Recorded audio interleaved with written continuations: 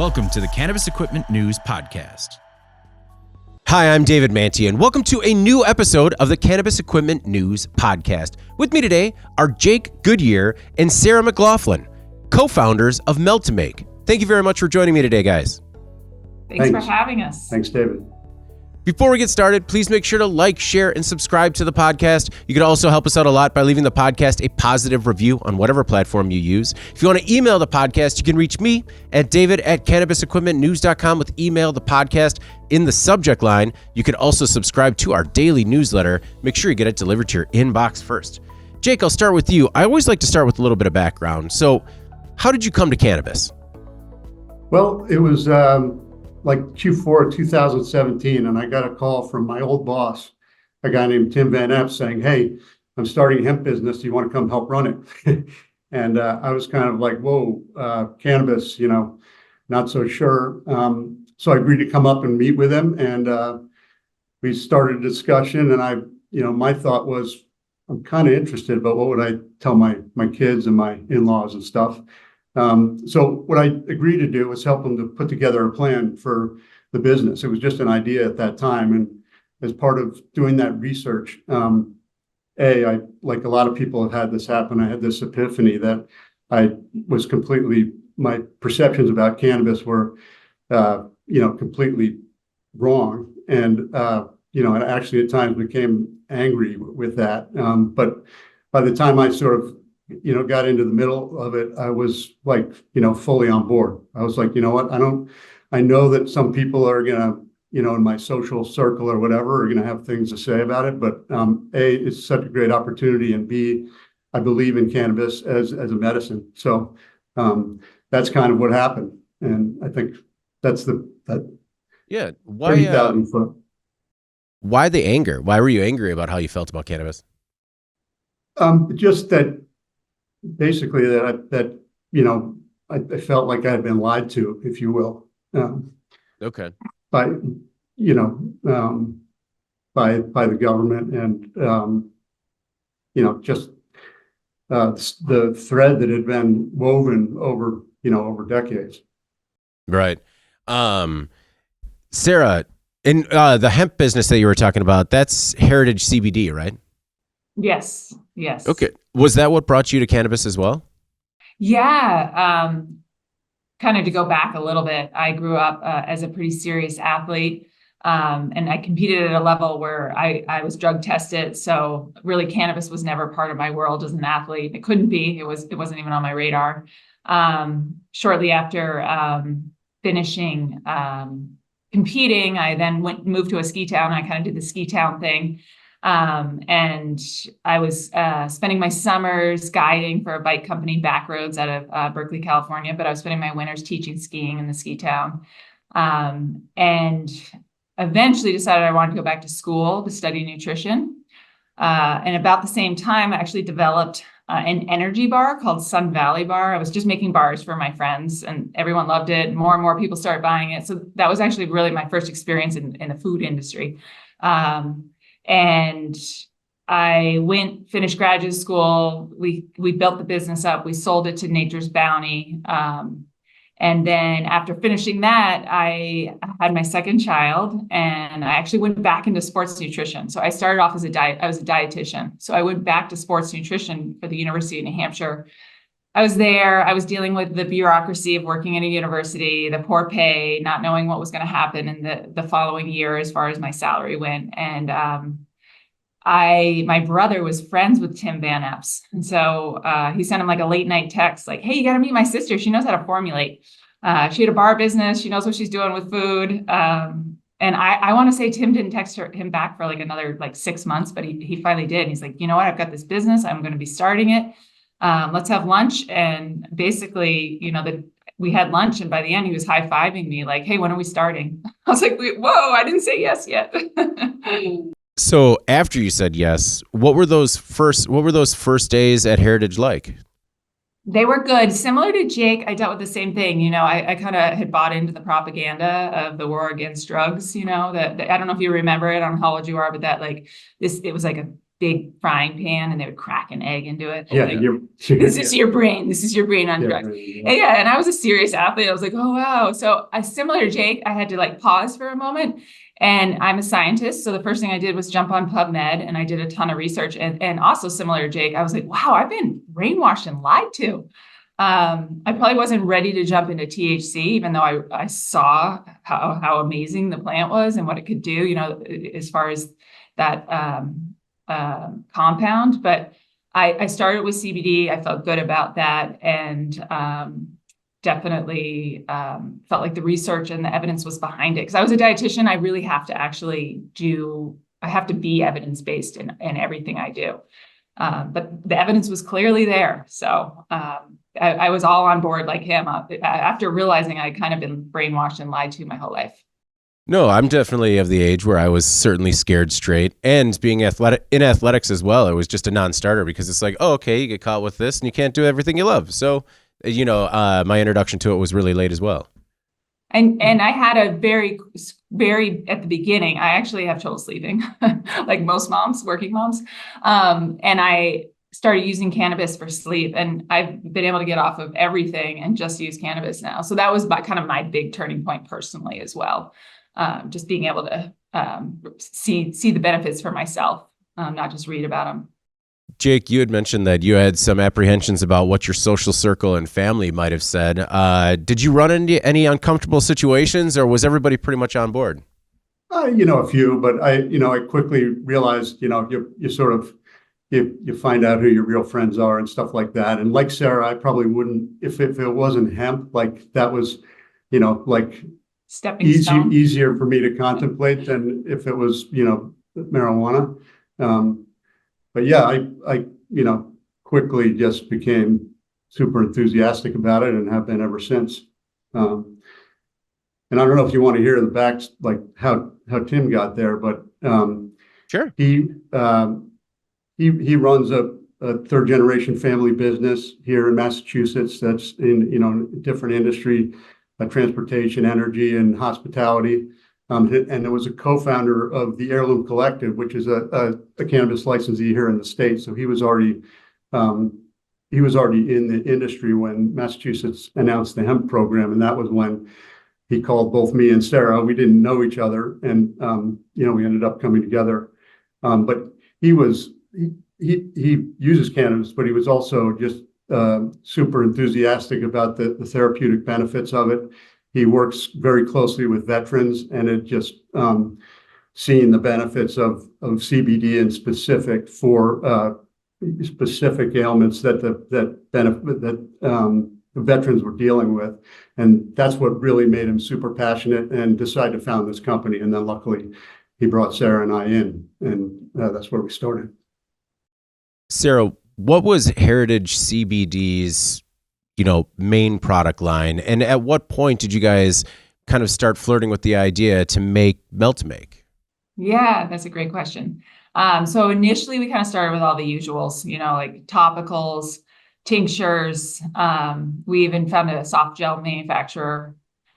Sarah said the one thing we're not making in-house is gummies. Yeah. So I did enough research. So I have a little bit of a food science background, a dietitian, and I had a food company. So I kind of knew what I was getting into, but I started looking at gummies. I'm like, this is going to be a nightmare. This is going to be awful. Like we're going to have to do shelf life studies, you know, like the stability. We don't know. We're not going to be able to sell this. We can sell it right away, but we're not going to know how it's going to hold up.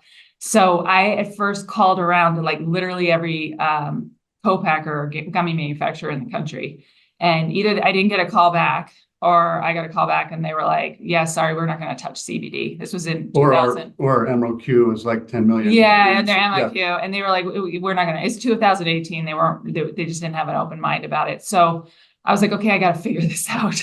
So I started with the basics, kind of found a recipe online. Right away, I was like, okay, I'm a dietitian. If I'm going to be making candy, I want it to be as healthy as possible. So made sure to commit to natural plant-based colors, natural flavors, and really high quality ingredients. So non-GMO syrups, organic sugar, and started messing around and made the first batch, and they look great. They tasted great. But put them in a package and right away they started getting sticky and melty. And I was like, oh God, what did I do wrong? The second thing that I ran into was that the gummies started to fade. You know, I'd been told by the companies that I bought the colors from what to dose it at what percent to work with, and it was too low, you know. And I didn't understand that natural colors, you have to keep them out of light. You got to be careful with the temperatures and all that. So it was a really big learning process. Everything else was really easy, I found, but the gummies were challenging. And honestly, I always tell people, I'm like,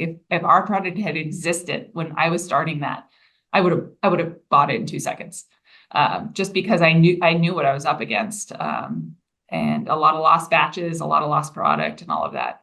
So we built that. We built sorry, we've got this light issue. We built Heritage CBD on those products, including the gummies, which Sarah got pretty dialed in through, right through 2019 and into the fall and the beginning of 2020. We were in over 1,000 retailers. We were about to go. We were in late stage discussions with several national and regional retail companies. So we were in growth mode, and then COVID hit. We also had e-commerce, and that was going well, but like 70-80% of our product just stopped, and all the discussions with that were our path to growth stopped as well. And luckily at that time, we had started doing a little bit of work with bulk products, non-infused bulk products. So I'll let Sarah talk about that. Yeah. Unless do you have a question, David? Were you going to add? No, I was just curious about, because you're the director of product and R&D, was all that early stage R&D at Heritage, was that taking place like in your kitchen? Yes. I was actually working another job, ironically, as a sports dietitian, where like both CBD and THC were highly forbidden. So I had to keep it under wraps. So weekends, vacations, I was doing it all just in my own home kitchen initially, and then in the kitchen of Tim's. And then we set up our headquarters in Tim Van Epps has a guest house, and he was like, okay, this house is yours. It's tiny. It's probably only like 1,200 square feet. Yeah. We set up the kitchen, and we started getting bun racks and depositors, a tabletop depositor, and we had, it was stuffed. But yeah, so those were the beginning days. We could barely walk through the house. We were also sleeping there, so that was interesting. So eventually, we leased the space we're in, which is 17,000 square feet, and we're about to expand. Okay, Sarah, how did the gummy line? Did it take off? Yeah, the gummies they took off, and that was definitely like where we got the most praise. I would say our topicals as well, but our topicals and gummies, we were like, wow, these gummies are really good. And that's sort of what led us to Melt to Make, where, and I think that's where Jake was leaving off, is, we were making bulk, we had our sister company, Heirloom, and stop me if I say anything wrong, Jake, or as far as like how it all works, but we had shared investors, but we're two separate companies. And, they, just like any manufacturer, they're doing so many things. Anywhere they could get help from us, they were willing to take our help. So we were making them bulk, like sleep tinctures, bulk topicals, and then I was sending them a calculator so that they could infuse it and get good labs, basically. And they were making their own gummies, but they were struggling. They were struggling. So Tim came to me and he said, Sarah, can you help them with gummies? So their head chef came down. I gave him equipment lists. I instructed him. I initially gave him our recipe. I was like, Tim, are you sure you want to give the recipe away? And he really struggled. Like every batch, they were just failing. So finally, Tim, it was like, still remember the moment when he walked in and he's like, Sarah, he's like, why don't you just make them some bulk gummy mix and send it up? And I was like, because that's not a thing, Tim.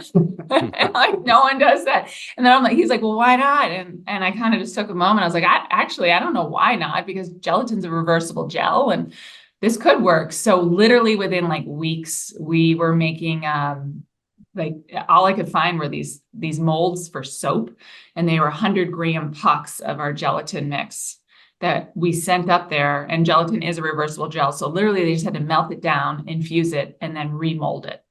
And that's how Melt-to-Make came to be. We often say that if they they subsequently got a great chef who was highly talented. If he had been there initially, the product would have never been invented probably, because the guy that they had wasn't, he wasn't great at it, but he could work with Melt-to-Make. So yeah. What was why was the other chef struggling? What was he missing? I think just with the normal stuff that when making gummies. Have you ever made gummies, David? Not successfully, no. I mean, water activity is a big issue with gelatin, especially. Overcooking, denaturing the gelatin is another big issue. Time and temperature. Yeah, it really comes down to that. And then getting it into the molds quickly enough that they don't start to set. And that's kind of a good question. We weren't allowed to go in their kitchen because we weren't an employee there. So I wasn't getting to see what he was struggling with. I just knew he was really struggling. I mean, that has to be hard, like being on the product development and like the R&D side, just like, I can't truly help you if I don't know what's going on. Yeah, I don't know what's going on. And I was starting to get a little frustrated, and Tim's idea was it was like brilliant. I was like, gosh, it definitely was one of those moments of like, well, yeah. And why has no one else done this? And I started Googling to be like, does this even exist? And the only thing we could find were people melting down gummy bears, like finished or gummies, and not just the bears, but any shape and size. Like people were making like they had big molds of like Star Wars. That's all I could find. This guy was making these huge Star Wars gummies. And I was like, okay, so people are doing this, but they're not doing it with an intermediate product. They're doing it with a finished product.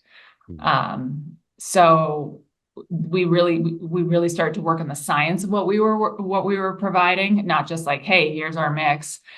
We really were fine-tuning the water activity. So it was an intermediate product so that when the customer got it, melted it down, cooked it, put it into molds, and then popped it, it was at the perfect water activity to be just dried for a few hours, and then it was shelf stable.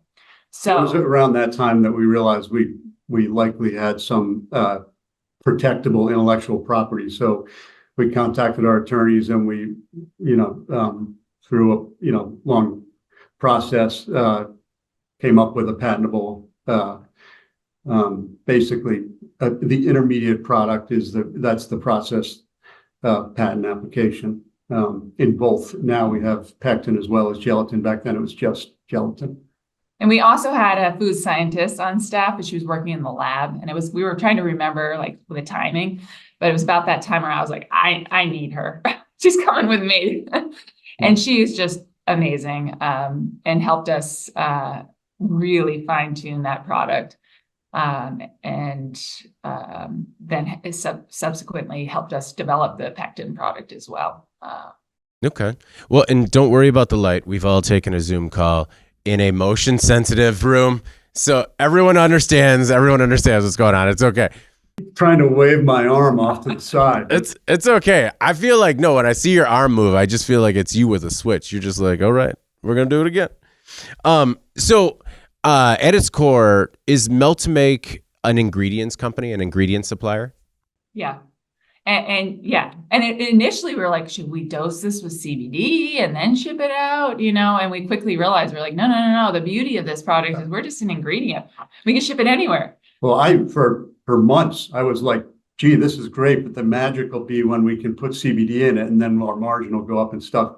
And it just never really actually made sense. The formulator of the end product, it makes more sense for them to add the actives. So yeah, we quickly realized that we had to then test it, and then they had to take it, melt it down, and then retest it after they added THC. So we were like, all right, we're just jacking up the price of this unnecessarily. So I heard those same stories about people like taking gummy bears or gummy anything and melting them down to make their. Is that still happening today? It is still happening. And honestly, that's really our only competition right now. And there's definitely some downsides to doing that. What are those downsides? Yeah, the main thing is you're melting down a finished product. So you're melting down a product that has a much lower water activity and has also been coated in a wax. Okay. So when you melt it down, you're dealing with a really low water activity. You're dealing with a lot of wax. one of the depositing companies found us right at the beginning and was like, oh my gosh, I'm so glad you exist, because these people keep breaking my machine because they're melting down gummies. And your product just flows right through it perfectly. So those are really the biggest downsides, just kind of sticky, gloppy, hard to work with. And honestly, you just don't get as good of a finished product. Something that we also do is we specifically formulate this for additives. So our flavor is 2 to 3 times higher than you would find in like candy, because people are just having a couple, right?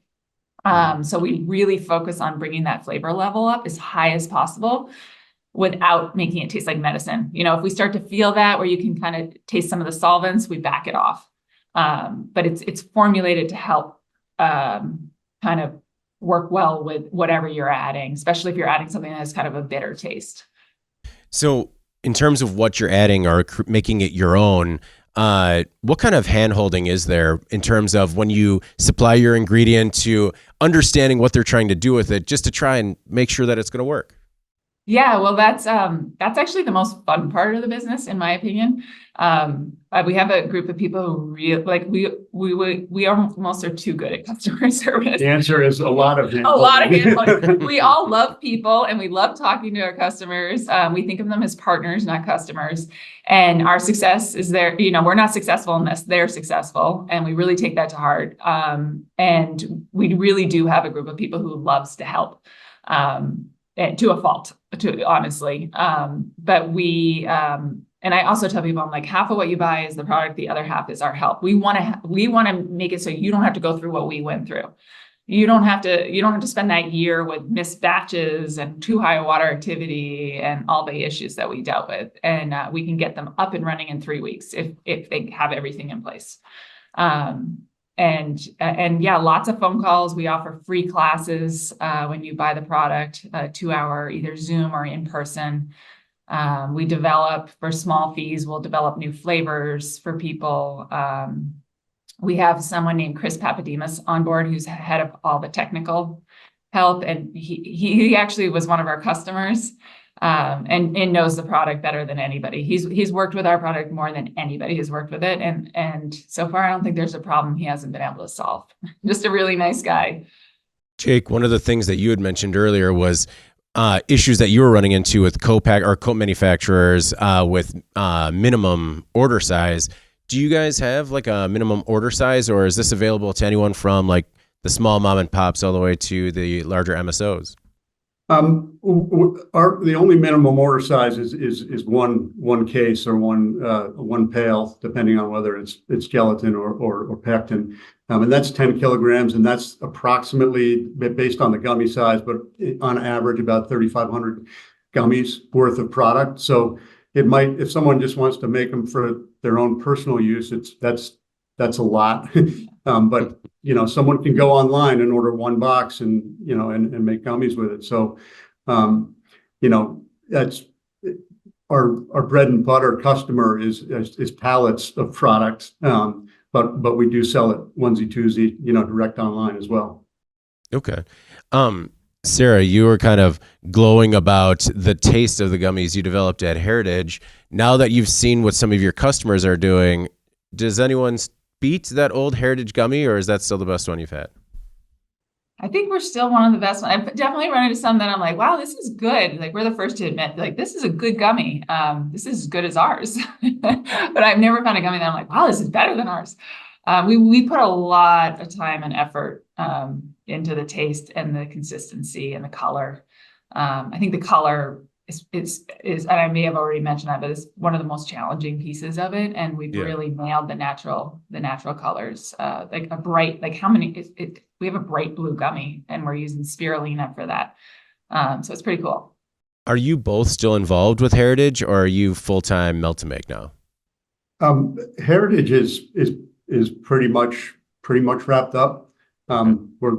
We still have the brand for sure, but more than anything else, melt to make just took off, and we realized just how unique it was. It's, even though we had great products, we have great CBD products.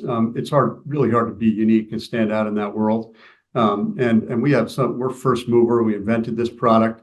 It's super unique. I've never been involved with a product of any type that fills such a need, and that the customer, when somebody finds out about it, they're so enthusiastic about it. It's like, oh my gosh, where have you guys been? We've been struggling. Like, thank you. Yeah. It's pretty unique in that regard. Okay. Well, I mean, oh, go ahead. Well, I was just going to say, since since sort of the end of 2020, when we really, well, I guess our true real first commercial launch was MJ Biz 2021, but we were already underway then. But since that time, we're selling the product in 46 states, 10 other countries. We make literally thousands of kilograms a day of gummy base. So we have, I think, 27 employees now dedicated to melt to make. So it's been kind of a fun ride. Yeah. Where are you guys based? Northampton, Massachusetts. And you guys are manufacturing all the ingredients on site there? Yes. Yes. Okay. We both came into this being like, if we can keep everything in-house, we're going to do that, so we can maintain control of the quality and all of that. No, I mean, especially as an ingredient supplier, that makes all the sense in the world to me. One thing you had mentioned is that you're about to expand. Is it at the current facility, or is it? Are you making a move? Well, we're investing in automation equipment, but we have an opportunity. We actually have 17,000 feet of a building that's like 40, almost 50,000 feet, and one of the adjacent tenant is moving on. So we're in the process of taking over more space for that. But we have enough room to do what we need to do right now in our space. But we're just continually, we're growing at our volume 2023 over 2022 tripled. So we're constantly increasing our throughput and our production runs and everything else.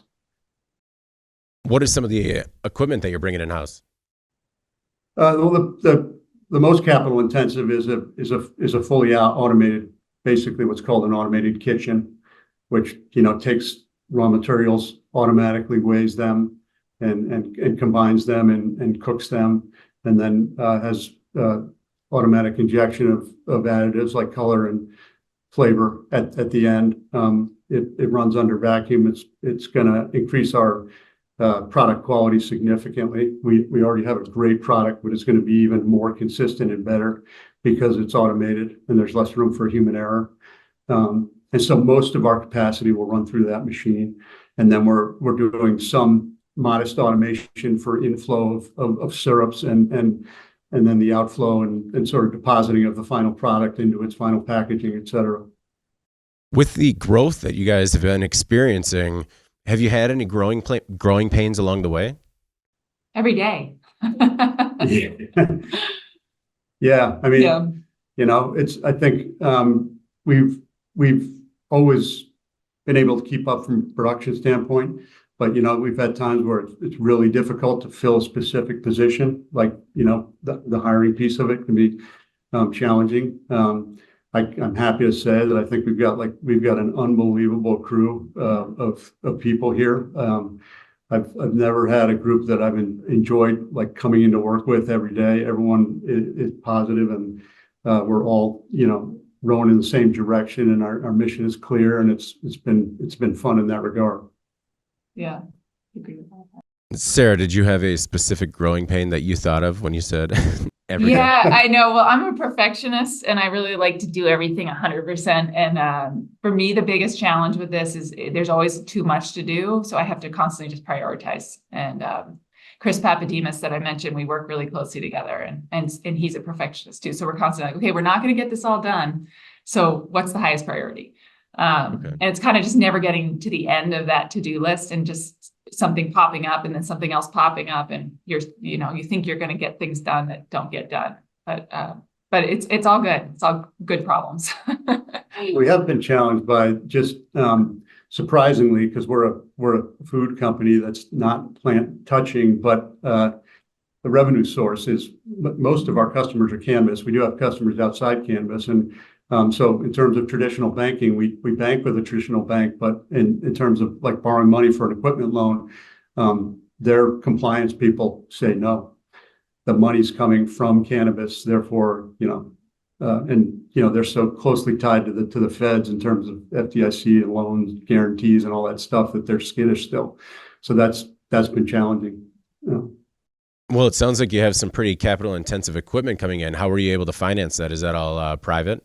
Well, we're still working on that, but we've got a great group of investors, our original investors who backed the company, and then when we needed more money, came in again with to build the melt to make business once we transition to melt to make. So we've got a great backstop and a very patient investor group, but I think they're all pretty excited. So with your product, Sarah, does it make the edibles market like second to only flower in terms of time to market for operators? I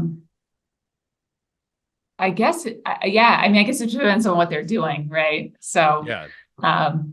and the time to market really depends on the size of the business. We found, like, what do we call it when we leave MJ Biz? We always say the cycle. Like, it's a 3 to 6 month cycle before we start to see everybody who we talk to at MJ Biz starting to make purchases. Yeah, that's with a company that doesn't have a gummy line yet, because then they have to design packaging and figure out, the whole sort of launch. Sometimes we get customers very quickly that are making gummies but struggling, so they already have a lot of the pieces in place. And our number one selling product is actually our unflavored pectin, because a lot of people, the base ingredients in an unflavored pectin match up pretty easily with whatever somebody else is doing, so they can quickly switch over to our unflavored pectin, still use their colors and flavors, and nobody knows that their gummies really changed, other than maybe it tastes better, has better consistency, and they're saving a lot of time. I mean, the biggest thing that people find with our product, other than just the struggles of not having to have to develop a gummy, is just you don't have to order all those ingredients. You don't have to deal with shortages. You don't have to inventory. You just have this one box, right? That's got 11 ingredients in it potentially that you don't no longer have to source. With one lot number and one expiration date, and you have ultimate flexibility over batch size. You can train. A big piece is I used to spend like 2 weeks training someone to make gummies from scratch. And then once we got our product, I was able to train someone in 2 hours and have them up and making gummies. And I walked out of the room. I'm like, this is great. I don't have to do this anymore. Well, I was curious, is that a challenge for you? Like, do some operators think it's too good to be true? I mean, I would say the only thing we've run into is sometimes we get an operator who overthinks it and has a really strong background in either science or cooking. And sometimes you're like, no, this is really simple. Like, you don't have to even hire a food scientist or a chef. You just have to find someone who's a hard worker, smart, and follows directions, and they can make these gummies. So I think people overthinking and trying to kind of add their own flair has been a challenge. And you get egos. Someone was hired to be the chef or, run the kitchen at a company, and our solution looks like a, sort of something that takes away from them, that they should be doing themselves. But we find that, like, the people that are the higher level thinkers and the more sophisticated, the better, in terms of being like, you know what, we need to do this. It's smart. Yeah. It makes sense. And they can be. Oh, go ahead. Sorry. Do you have any specific regulations that you have to follow as an ingredients company? Well, we're GMP certified. Okay. We have a full-time quality assurance person. We're registered with the FDA, and those are really the two big things. We some of our products just got certified non-GMO. Yeah, we were licensed by the state and local health departments. Okay. How do you make the ingredients in bulk? Have you ever run into any supply chain issues in terms of getting that much material in-house? Yeah, initially we did. And we learned a lot of hard lessons. Our gelatin supplier during COVID, there were some as everyone knows, there were supply chain issues. And we weren't that big yet. And they just called and they're like, you're not going to get your next order. We're like, whoa, wait. Like, we get a specific bloom, a specific mesh size. We can't just switch. We actually were able to switch really quickly, but we learned to set up contracts with a lot of these big companies and develop those relationships. Most of the vendors that we started with, we're still with, and they've seen us grown and have just been, I mean, like our color company has been so unbelievably helpful to us, even doing R&D for us. So Okay. yeah, we've been really lucky. I don't think we've ever actually run out and had to short any of our customers. And now that we're bigger, the chances of that happening are much, much less. And I think, we have such synergy with our raw material suppliers because we're like, we just, we're large customers to them, and we're pushing a value add finished product. So they're happy to plug our product, just like, I mean, we don't always advertise who our suppliers are, but Yeah. Jake, how would you describe the state of the edibles market right now? well, I think it's growing. I think, it's about round numbers, 15% of the cannabis market nationwide, I think. And that's also true in Massachusetts. I think that in terms of the products that our customers make, they're just getting more and more creative with, not wanting to just have strawberry and cherry and lemon, but having, like mojito this and, fancy flavors and colors. So we're constantly working on that from our end. I think that functional edibles are definitely growing quickly. For specific conditions like, sleep gummies, if you will, but also many other conditions. I think that a big growth area in edibles is going to be sort of what I would call microdose, like low single digit milligrams of THC, that for, to sort of tap a much bigger part of the market. I'm case in point, I'm not, don't give me a 10 milligram gummy, I'll be like curled up in a ball. So, and I think that's true of a lot of people I know. And I think, that's a growth area for sure. How about you, Sarah? Do you have similar thoughts? What do you think of the state of the edible industry? And does the industry still have pretty big issues with consistency? I would say definitely to the consistency. I'll start. I mean, Jake's numbers are great. I always go to him for the numbers. I think mushrooms has been a big area, and I think we're going to see a big growth with mushrooms. We get a lot of calls about that, and we figured out the pH and all the issues around that. But consistency, yeah, especially for these multi-state operators, that's actually been kind of a niche for us, because we can help them be consistent state to state, so if you pick up a gummy in one state, it's gonna be the same gummy that you get in another state. But consistency, yeah, there's some gummies I've picked up, and I won't lie, that I'm just amazed at how popular they are and how much they sell, and the quality is just not there. It tastes like Play-Doh. Hey, there was a window of time where I thought Play-Doh smelled pretty delicious. Yeah, I'm right there with you. We can all smell it like it was yesterday. It was salty, yeah. Right? Oh yeah. So one thing I was curious about is, what is your most popular product line? Pectin is definitely the most popular. Yeah, we started with gelatin, so it was more popular, but very quickly Pectin kind of surpassed our gelatin. I think because it's plant-based, it doesn't melt, is a big one. So, and it's vegan. It's vegan. So I think the supplement industry has moved towards pectin, and the cannabis industry is moving towards pectin as well. Okay. It does. The one thing I had forgotten to ask or follow up on is, you had mentioned mushrooms. So are you seeing growth in the psychedelic market? Yeah, we definitely have had more and more customers. We still have a lot to learn, to be honest, but people moving towards extracts from actually ground mushroom to extracts.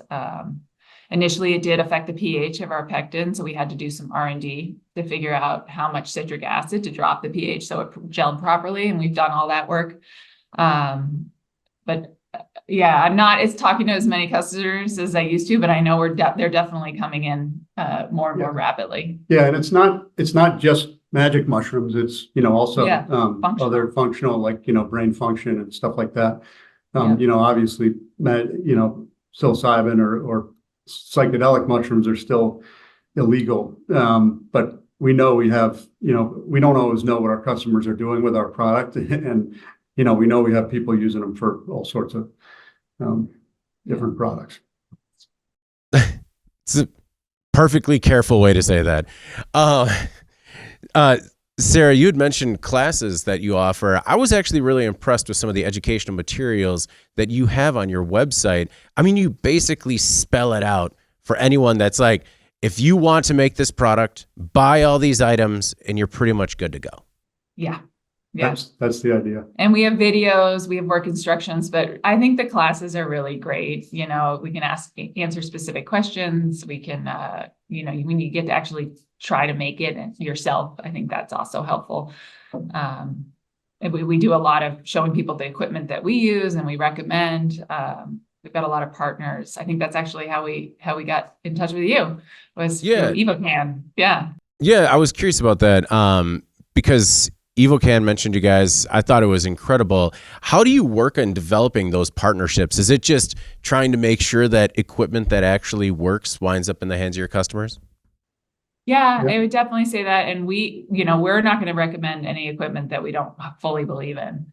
I go back to we're only successful if they're successful. So we want them to be successful. So we really vet all the equipment that we recommend. We make sure to get it, like a depositor, for example, we get in-house and we use it. We use it to make our sample gummies. We have depositors from several different OEMs here. And we want to make sure they've got good customer service, that they're going to treat our customers well. And honestly, those relationships just developed initially naturally. We were across from one of the depositing companies at MJ Biz our first year, and he came over and was like, "Oh my God, we need to talk. This is awesome." And then from there, there's that, and then mold companies as well. We have a lot of relationships with mold companies.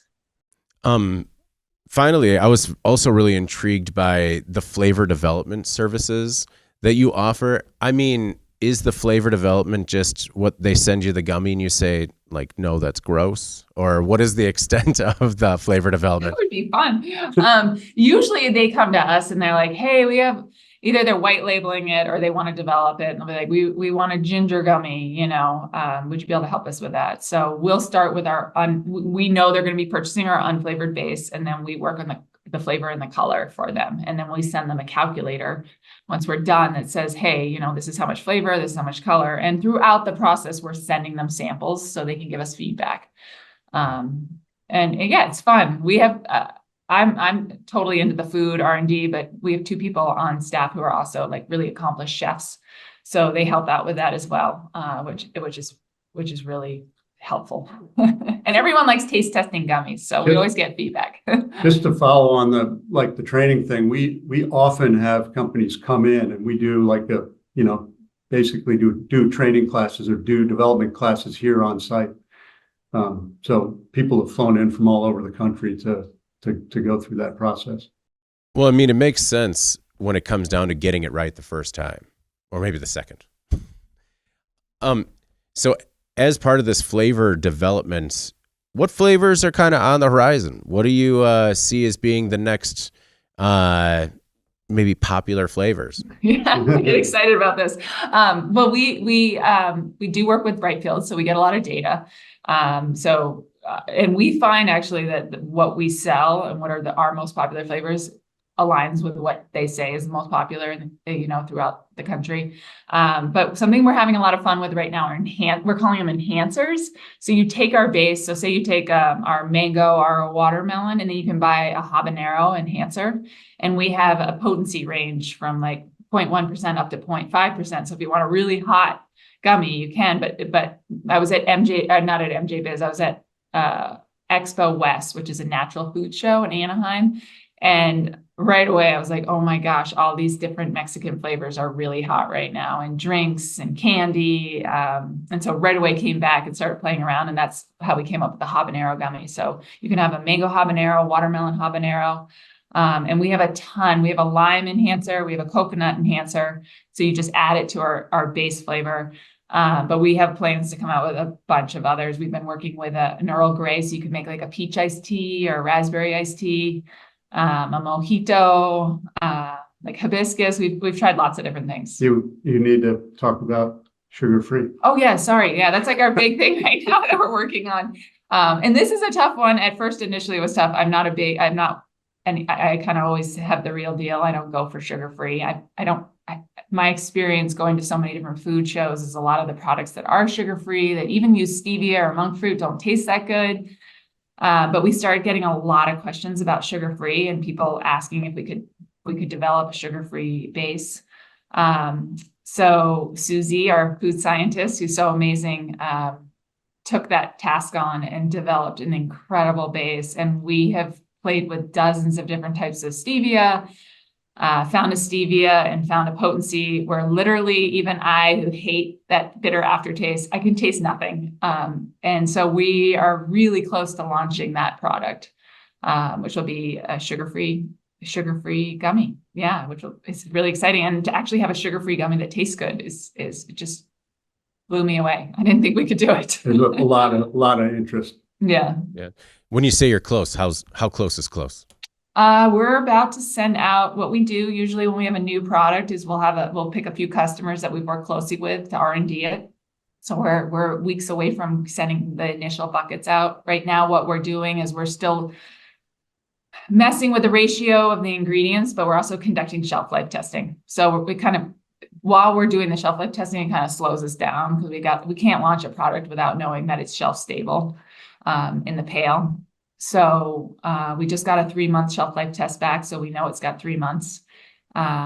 So we'll get that out to the R&D customers, and then we're hoping this spring, May, June, to be able to put it up on our website and offer it to everybody.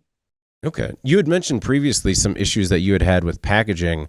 Are there any packaging restrictions when it comes to gummies that are created using Melt-to-Make? I mean, we do tell people to be careful about light. Keep it in a cool, dark place. We did have a clear opening because people like to see product, right? And it's okay, but those natural colors will fade. It's really the biggest thing. And with gelatin melts at the same temperatures like body temperature. So if you get above 100 degrees, that product's going to melt. So keeping it in a cool environment is key. And the product will just last longer if it's kept below 70 degrees Fahrenheit.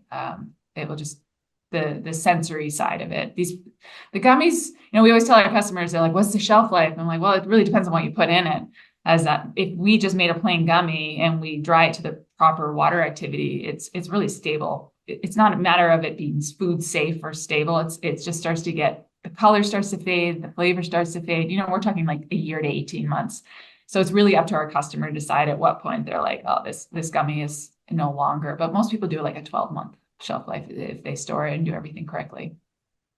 Well, I really appreciate you both taking the time. And it's been really enlightening. I do think it's a very powerful product that people can use today. Before we get out of here, though, Jake, I'll start with you. Is there anything that we left out or anything in particular that you want to make sure the Cannabis Equipment News audience knows about Melt-to-Make?